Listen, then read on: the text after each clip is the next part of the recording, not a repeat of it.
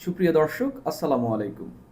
BNP মহাসচিব মির্জা ফখরুল ইসলাম আলমগীর ভারতীয় একটি সংবাদ মাধ্যমকে একটি সাক্ষাৎকার দিয়েছেন। এই সাক্ষাৎকার দেখে আমার কাছে প্রথমে যে সন্দেহটা হইল, মির্জা ফখরুল ইসলাম আলমগীর দেশের পত্রিকাকে যখন সাক্ষাৎকার দেয় এভাবে খোলামেলা কথা বলেন না, কিন্তু ভারতীয় মিডিয়ার কাছে তার ভেতরে যা রয়েছে সবই তিনি নিংড়ে দিয়েছেন। মানে এমনভাবে দিয়েছেন যে আসলে কোনো কথায় যা প্রশ্ন করেছেন বরঞ্চ প্রশ্নের জবাব তিনি যা জানতে চায়নি তার চেয়ে বেশি দিয়ে দিয়েছেন। এই হইল পরিস্থিতি। এখানে বেশ কিছু একেবারে বিতর্ক ওঠার মতো তথ্য এসেছে এবং তথ্য তিনি দিয়েছেন, যেগুলোর মধ্যে অন্যতম হইল আওয়ামী লীগকে নির্বাচন করতে দিতে চায় বিএনপি, জাতীয় পার্টিকে দিতে চায়, জামাত তাদের কাছে কতটি আসন চেয়েছে সেটা একেবারে স্পষ্ট করে বলা, জামাতকে না রাখায় এনসিপির কোনো শক্তি নাই সেটা বলা। এই ছাড়া দেশের রাজনীতি নিয়ে এমন কিছু কথা বলেছেন, ডক্টর মোহাম্মদ ইউনূসের সঙ্গে তার কথোপকথন, কিভাবে তিনি ডক্টর মোহাম্মদ ইউনূসের সঙ্গে কথা বলতেন সেই সব নিয়েও নানান কিছু উঠে এসেছে। এর মধ্য দিয়ে একটা স্পষ্ট বার্তা আসতেছে যে এই সরকারের ভেতরে বিএনপি আসলে কিভাবে ঢুকেছে এবং বিএনপি কতটা গভীরে গিয়ে এই নির্বাচনটায়, যে আগামী নির্বাচনটা হচ্ছে সেই নির্বাচনের বিষয়ে সরকারকে আসলে রাজি করিয়েছে এবং সেই জায়গায় নিয়েছে। এই তথ্যটা কিছুটা হইলেও এসেছে। তিনি বলেছেন তিনি দিন রাত এই ডক্টর মোহাম্মদ ইউনূসের সঙ্গে তিনি আলাপ করেছেন, তিনি এটা বলেছেন। পাশাপাশি জামাতকে যে আসন দেওয়া, অনেকে স্পেকুলেট করছেন জামাত 50টি 60টি আসন চেয়েছিল, তিনি একেবারে স্পষ্ট বলে দিয়েছেন জামাত হচ্ছে 30টি আসন চেয়েছিল, কিন্তু তারা সেটাও দিতে নারাজ। এই হইল পরিস্থিতি। আর আওয়ামী লীগের বিষয়টা বিএনপির একটা রাজনীতি হিসেবে আমি দেখি যে আওয়ামী লীগকে ভোটে অংশ দিতে চাই বিএনপি, এটাকে কমপ্লিটলি আমি রাজনীতি হিসেবে দেখছি। সেটাও আমি কেন সেটা আমি বলছি। আগে একটু তার বক্তব্যগুলো একটু ছোট ছোট করে শুনেন, তার বক্তব্য না শুনলে তো আসলে এই বিষয়টা বোঝা যাবে না। তাকে বলছে যে প্রশ্ন করছে যে এই সময় নামের যে পত্রিকা, তাদের অনলাইনের রিপোর্টটি আমি পেয়েছি, পত্রিকা তো আমাদের এখানে পাওয়া মানে আপাতত পাওয়া সম্ভব না। তো সেই রিপোর্টার তাকে প্রশ্ন করেছে, জামাত যে বলছে পিআর পদ্ধতি ছাড়া ভোট হবে না, এনসিপি প্রচলিত সংবিধান বাতিল করে গণপরিষদ চাইছে, না হলে ভোট হতে দেবে না বলছে। তো মির্জা ফখরুল ইসলাম আলমগীর বলছেন জামাত ভোটে আসবে, পিআর টিআর নয়, মানুষ যে পদ্ধতি বোঝে সেই প্রচলিত পদ্ধতিতেই ভোট হবে। জামাতও দেখবেন অংশ নেবে, আর এনসিপিকে আমরা কোনো শক্তি বলেই আর মনে করি না। অর্থাৎ তিনি এনসিপিকে উড়িয়ে দিয়েছেন এবং জামাত যে পিআরের দাবিতে আন্দোলন করছেন সেটাকে উড়িয়ে দিয়েছেন এবং জামাত শেষ পর্যন্ত আসবে সেই আন্ডারস্ট্যান্ডিং তার তৈরি হয়ে গেছে এবং পিআরে যে নির্বাচন হচ্ছে না সেটাও তিনি বুঝে গেছেন, কিংবা সরকারের সঙ্গে কথাবার্তা বলে ইতিমধ্যেই তারা বুঝে ফেলেছেন। তিনি বলছেন যে এনসিপিকে আপাতত শক্তি না মনে করলেও তবে এই শিক্ষার্থীরাই শেখ হাসিনার বিরুদ্ধে যে বিক্ষোভের বারুদ, সেই বারুদে আগুনটা হচ্ছে এই শিক্ষার্থীরাই দিয়েছেন। এখন আর তাদের কিছু নেই, ডাকলে লোক আসে না। অর্থাৎ এনসিপি সম্পর্কে তার অবজারভেশন হইল এটা। আর একটু দেখি, শোনা যায় এনসিপি নাকি আপনাদের কাছে আসন চেয়েছিল। মির্জা ফখরুল ইসলাম আলমগীর স্পষ্টত বলে দিলেন, তার কাছে কিন্তু জানতে চাইনি কে আসন চেয়েছিল। তিনি বললেন না, এনসিপি কখনো চাইনি, তবে জামাত আমাদের কাছে আসন চেয়েছে। এনসিপির একমাত্র লক্ষ্য বিএনপিকে সরকার গঠন করতে না দেওয়া। তিনি বলছেন যে এনসিপির লক্ষ্য হইল বিএনপি যাতে এককভাবে সরকার গঠন না করতে পারে, একটা সামগ্রিকভাবে সরকার গঠন করতে পারে। আচ্ছা, তো একই রিপোর্টার তাকে প্রশ্ন করেছে জামাত কি 50টা আসন চেয়েছে, তিনি বলছেন 30টা চেয়েছে। মানে জামাত 30টা, এই নির্বাচনে যদি কোনো রকমও যদি নির্বাচন করে জামাত, আমি মনে করি যে 20টার কাছাকাছি, বা হচ্ছে ডাকসু এবং জাকসুতে তাদের যে ভোটের আধিক্য দেখা যাচ্ছে সেই জায়গা থেকে আমি মনে করি জামাত হয়তো সরকার গঠন করার মতো আসন না পেলেও, মানে এটা পাবে না এটা অনেকেই মনে করে থাকেন। তাও নির্বাচন নিয়ে আপনি ভবিষ্যৎবাণী করতে পারেন না, তবে আপনি একটা অনুমান করতে পারেন, আপনার এক ধরনের একটা যে আপনার ভেতরে যে আপনি যে আন্ডারস্ট্যান্ডিং সেটা প্রকাশ করতে পারেন।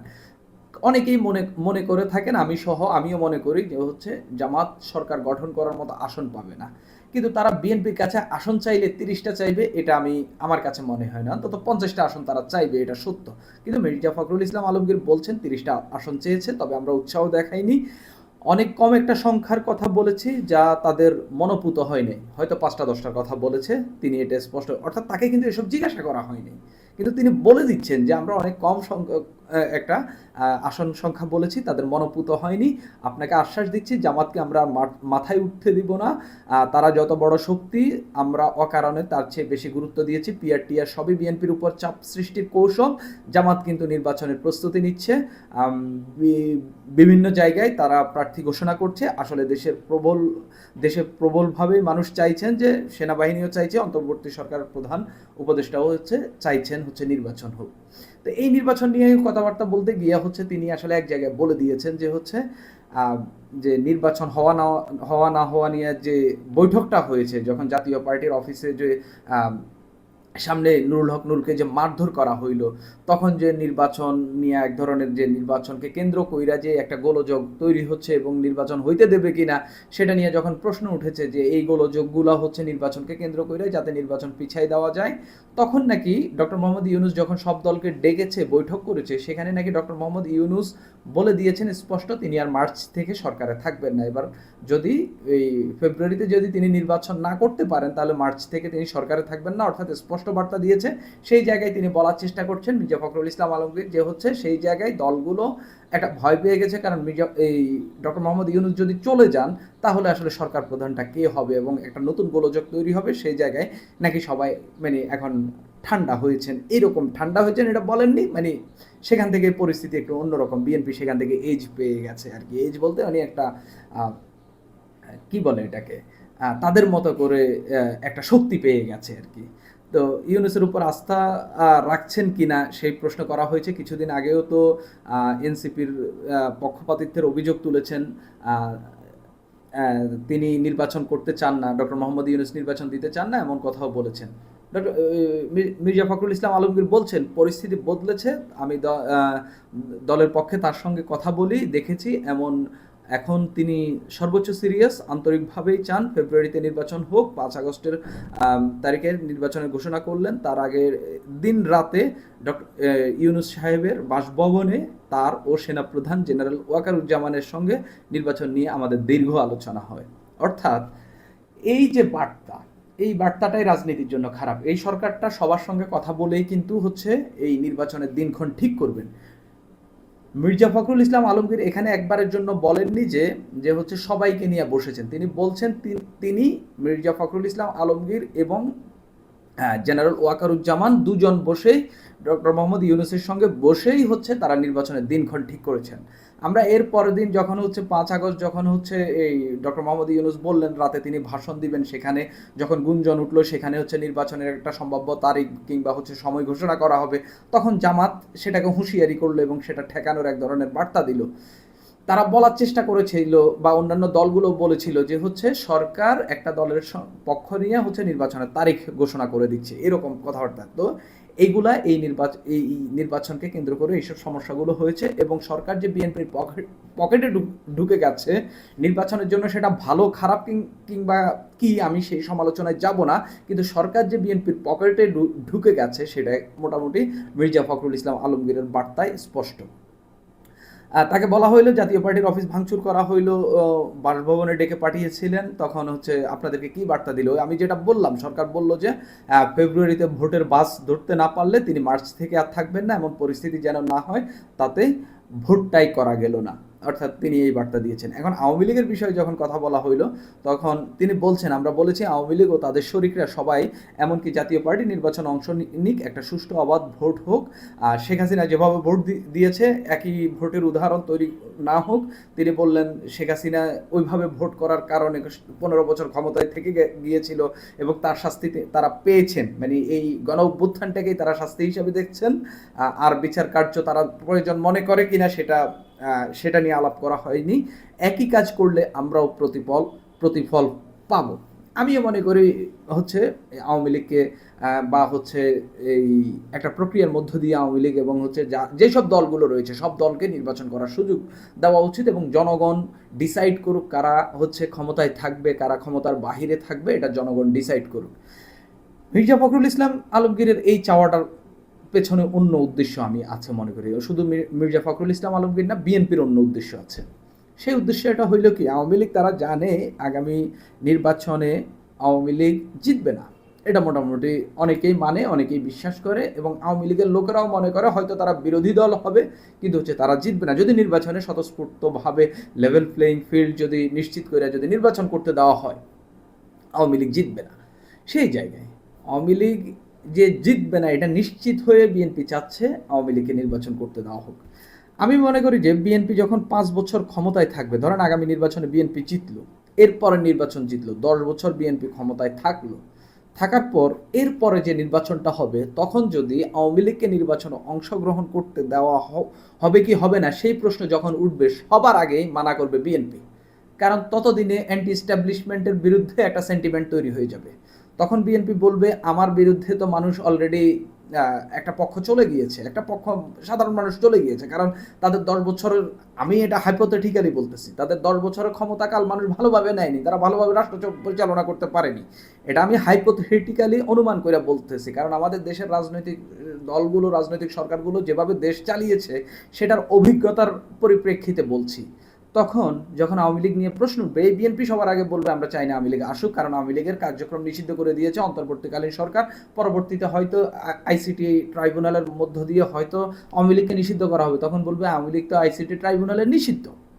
এই হইল পরিস্থিতি, মানে এখন চাইবে কিন্তু পরে চাইবে না, এটা হইল বাস্তবতা। কারণ এখন আওয়ামী লীগকে তুলনামূলক দুর্বল হিসেবে দেখতেছে। আওয়ামী লীগ নির্বাচনে অংশ নিলে বিএনপিকে ওই চ্যালেঞ্জ করার মতো সেই ভোট আওয়ামী লীগ পাবে না, সেজন্য। আর জামাতের যে বিষয়টা, জামাত তাদের কাছে 30টি আসন চেয়েছে, এটা আমি মনে করি না, একেবারেই মনে করি না। জামাত অন্তত হেলায় ফেলায় নির্বাচন করলেও এখন যে তাদের পরিস্থিতি এবং তাদের যে এই ডাকসু জাকসুতে তাদের ছাত্র সংগঠনের যে জয় জয়কার পরিস্থিতি দেখা গেল, জামাত 30টি আসন চাইবে এটা কি কেউ মনে করে? একেবারেই না। জামাত কম করে হইলো 50+ আসন তো অবশ্যই চাইবে, 70-80টাও চাইতে পারে, এটা হইলো বাস্তবতা।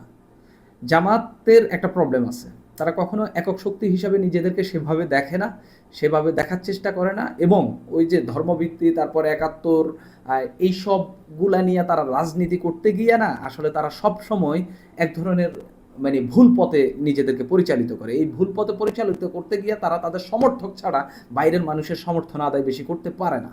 তাদের যে সমর্থক, ওই সমর্থকদের যে পরিবার, জামাতের ভোট কিন্তু এটাই। এর বাহিরে ধরেন যে শিল্পমনা, সংস্কৃতি মনা, তারপরে হচ্ছে একটু ধরেন সব শ্রেণীর মানুষকে তারা আকৃষ্ট করতে পারে না। এই ডানপন্থার রাজনীতি কিংবা বামপন্থার রাজনীতির একটা অসুবিধা তো এমনি রয়েছে, তার উপর 71-এর বিরোধিতার একটা এই কলঙ্ক জামাতের উপর রয়েছে। এটা কলঙ্ক না, এটা বাস্তবতা। কেননা তারা এই অপরাধ তাদের পূর্বপুরুষরা সংগঠিত করেছে। সেই জায়গা থেকে, সেই সব জায়গা থেকে জামাত বেরিয়ে আসতে পারেনি, একটা উদারপন্থী দল হইতে পারেনি, এবং মানুষকে আকৃষ্ট করার জন্য বা দ্বিতীয় শক্তি হিসাবে নিজেদেরকে আবির্ভূত করার জন্য যা যা করা দরকার জামাত সেসব করতে পারেনি। তারা 30-50টা আসন চাইছে। জামাত আগামীতে বিরোধী দল হিসাবে আগামীতে যদি নির্বাচন করে, তারা বিরোধী দল হবে এটা মোটামুটি নিশ্চিত। সেক্ষেত্রে তারা চেষ্টা করা উচিত এককভাবে তারা যত সংখ্যক আসন নিজেদের দখলে নিতে পারে, দখল বলতে হচ্ছে জয় জয় জয় নিয়ে আসতে পারে, সেই জায়গাটাই তারা চেষ্টা করা উচিত। তারা বিএনপির কাছে, বিএনপির এস্টাবলিশমেন্টের মধ্যেই তাদের ঢোকা উচিত না, বা বিএনপির সরকারের অংশ হওয়াই তাদের উচিত না।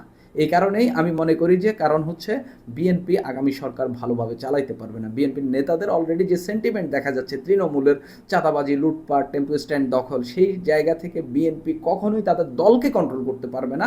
তাদের রাষ্ট্র পরিচালনা, ভালোভাবে পরিচালনা তো অনেক পরের কথা। এটা আমি আমার ধারণা। বিএনপি আমাকে ভুল প্রমাণিত করুক, আমি এতে খুশি হব। কিন্তু বিএনপির এই মির্জা ফখরুল ইসলাম আলমগীর, পাশাপাশি আরেকটা কথা বলা উচিত, তিনি যে ভারতীয় মিডিয়ায় এইসব কথাগুলো বলছেন, তিনি বোঝাতে চাচ্ছেন যে ডানপন্থা দল জামাতের সঙ্গে নাই, তারা উদারপন্থী দল, এটা এই মেসেজটা দেওয়ার জন্যই হচ্ছে তিনি ওভারঅল এই কথাগুলো বলেছেন, এবং ভারতের জনগণের সঙ্গে সখ্যতা তৈরি করার কথাও বলেছেন, যেটা অবশ্যই দরকার। প্রতিবেশী দেশ হিসেবে আমরা দুই দেশের মানুষের মধ্যে, জনগণের মধ্যে, আমরা কলকাতায় যাব, সেখানে গিয়ে চা খাবো, বই কিনবো, সেখানকার মানুষ আমাদের এখানে আসবে, তারা ঘুরবে ফিরবে, অবশ্যই ভিসা নিয়ে আসবে, আবার চলে যাবে। এই সৌহার্দ্যপূর্ণ সম্পর্কগুলো আমাদের থাকা উচিত, এটা তিনি রাইটলি বলেছেন। এর বাইরে রাজনীতি নিয়ে যেগুলো বলেছেন একেবারে খোলামেলা আলাপ, যেখান থেকে আসলে বিএনপি যে অনেক কিছু কন্ট্রোল করছে সেটার একটা বার্তা পাওয়া গেছে। সুপ্রিয় দর্শক, এখন এই পর্যন্তই।